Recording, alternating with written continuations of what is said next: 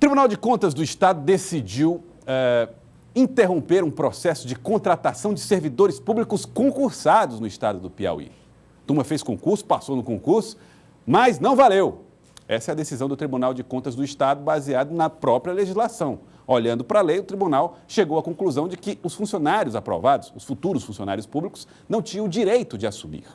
Vamos entender melhor esse caso. Nós estamos ao vivo com o repórter Tiago Melo lá no Tribunal de Contas do Estado e explica para a gente o que de fato aconteceu, Tiago Melo, e quantas pessoas foram afetadas por essa decisão do TCE. Boa tarde mais uma vez. Boa tarde, Joelson. 192 servidores atingidos de 3 municípios, Pedro II, Matias Olímpio e Campinas do Piauí. Essa decisão foi tomada na sessão da última quarta-feira aqui do Tribunal de Contas do Estado e as prefeituras têm 5 dias para cumprir a determinação do TCE. A justificativa do tribunal, essa decisão se deu porque essas nomeações teriam se dado em período proibido de acordo com a lei. A gente passa a conversar a partir de agora com a conselheira Lilian Martins, do Tribunal de Contas do Estado. Bom, conselheira, na verdade, essas contratações estão suspensas ou esses servidores têm que ser exonerados de imediato? E explique, por favor, o que motivou. Boa tarde. Pois não, boa tarde a todos. Na realidade, assim, dentro da fiscalização do Tribunal de Contas do Estado está o poder de cautela para dar exatamente efetividade às nossas deliberações. No caso específico, foram esses 3 municípios, eu fui relatora de um deles. Cada caso é um caso, Tiago. Então, assim, nós não temos assim, um padrão para cada um. No caso específico de Pedro II, é que todos os aprovados no concurso já haviam sido chamados, ou seja, os que foram aprovados com vagas dentro do edital já haviam sido chamados e nomeados, devidamente nomeados. O que ocorreu é que, após essas nomeações, ou já agora bem depois, no segundo semestre, a gestora encaminhou para a Câmara Municipal um projeto de lei tentando aumentar o número de vagas que dispunha do edital.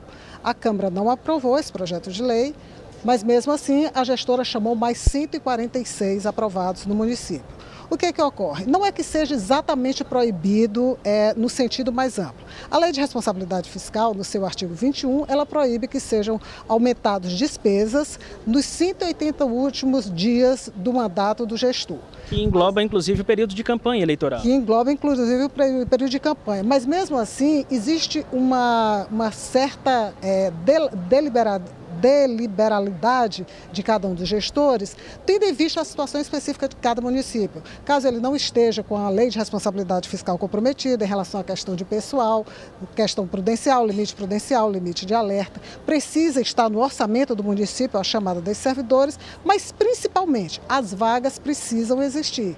E no caso específico, as vagas não existem, tendo em vista que não há lei aprovada na Câmara Municipal do município conseguindo ou tendo essas vagas. Então, daí porque nós solicitamos a suspensão da nomeação desses 146 servidores e que depois poderá, inclusive, ser aberto o processo administrativo. Pedimos para ouvir a gestora vai se justificar ao tribunal e, a partir daí, passa a haver um processo administrativo para cada um desses nomeados, para que eles se defendam também junto, porque esse já é em função de uma decisão posterior, ou seja, nós fazemos a primeira chamada, nossa intenção maior é proteger o erário, proteger a administração pública, e assim, nesse caso específico aconteceu isso, mas nós temos outros casos, digamos, o concurso já está vencido, um outro município, que eu devo estar determinando de hoje para amanhã, um outro município, o que aconteceu? Já podemos citar qual? Eu não gostaria de citar porque não foi publicado. Eu concedi hoje a liminar, mas não foi publicado, mas o município fez um concurso. O concurso venceu em junho deste ano e já estavam todos, haviam sido nomeados e agora chamou mais 2 concursados, ou seja, além do período proibitivo, um caso também muito grave, porque o concurso já venceu, já houve a revalidação do concurso e mesmo assim já venceu. Então são casos e casos, nós sabemos que esse é um período muito difícil para o tribunal, tem muito denuncismo, isso nós estamos conscientes, mas cabe a cada um dos relatores avaliar caso a caso, checar se as informações estão corretas. Primeiro, precisa que todas essas informações cheguem, ou seja, nós só podemos ter esse poder de cautela se já chegarem todas as provas. Nós não vamos produzir prova contra nenhum gestor, nós precisamos ter essas provas já no primeiro momento para que essa liminar seja dada. E assim, a nossa ideia maior é fazer com que o tribunal atue efetivamente em cada uma dessas situações. Para a gente concluir rapidamente, conselheira, por favor, quais as sanções que podem sofrer o gestor que incorreu nessa prática?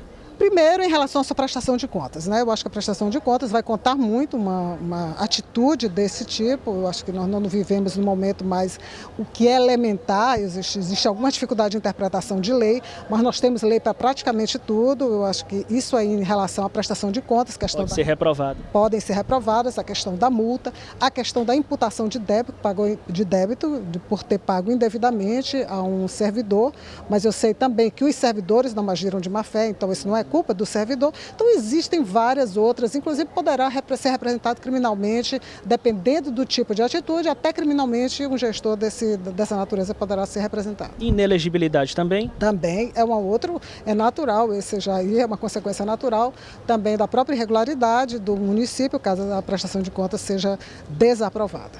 Muito obrigado, conselheira Lília Martins, pelas informações. Lembrando que, em relação aos pagamentos feitos aos servidores, os gestores podem ser obrigados a ressarcirem aos cofres públicos. Joelson.